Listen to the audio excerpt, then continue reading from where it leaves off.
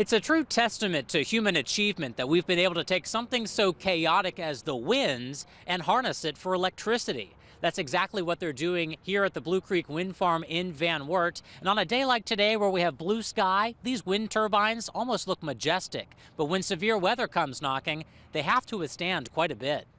Generating electricity from nothing but the wind. It's clean and it's intuitive and it's as simple as playing with a pinwheel. Spread out over 80 square miles in Paulding and Van Wert counties is the Blue Creek Wind Farm, owned and operated by Iberdrola Renewables.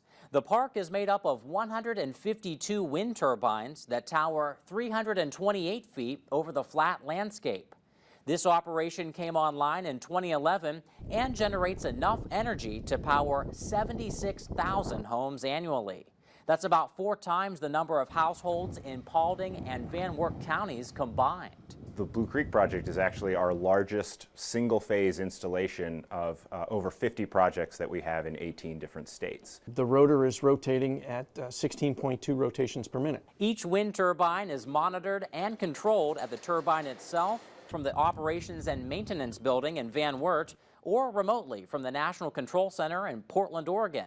But they're quite capable of running themselves. These are incredibly smart machines. They seek the wind. When we watch your forecast and we see you pointing at the low pressure zone as it goes across the country, the wind turbines do the exact same thing.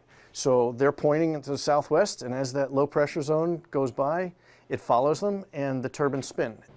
It's hard to believe, but I'm actually standing inside one of the wind turbine blades. These are impressive. They weigh in at about 13,000 pounds. They are 150 feet long. They are 5 foot in diameter. You can see this is the fiberglass material they're made out of for strength, and they've got a lightning protection system that runs the entire length of the blade.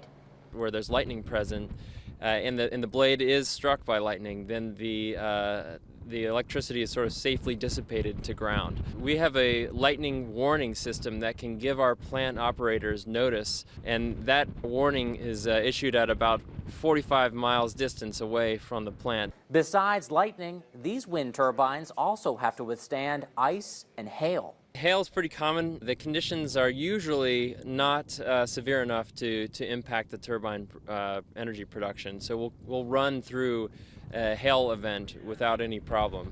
In the event that there will be some sort of an extreme hail event, then that would be an example where we would shut the turbine down to save wear and tear on the machine. You heard that right. These wind turbines can be shut down to protect themselves from being damaged, and most of the time, they're smart enough to already know that. Each turbine has its own anemometer, which measures the wind speed, and a host of other sensors that can measure the temperature and the barometric pressure, so that the turbine knows what kind of conditions are present. The blades will pitch out of the wind, they'll feather. As the wind continues to increase, those blades will taper off, until they get to a point where they can't taper anymore. And about 45 miles an hour wind speed, the turbines will actually shut down themselves for high wind condition. The turbine will stop, and if it's for a prolonged period, they'll actually move 90 degrees out of the wind. Oh, wow. So that they catch, as little as possible. So where does all of this weather-driven energy go? It goes out on the grid, and it's not like a pipe, where you have a water system, and this piece of the pipe goes that way, and that piece of the pipe goes that way. You have an electrical distribution grid, and all the power goes onto the grid. Okay. And then all the power is used from the grid. Through the heat and cold, storms and sun, the Blue Creek Wind Farm weathers it all, proving its success for the consumer and the environment. A win-win situation. We're very interested in continuing to do work in this part of the country. What we've seen is that we've made the investment and it's working. Farmers that we have around here, they have now, besides soybean and corn and wheat, they have wind, which is both drought and flood resistant. It's a year-round crop.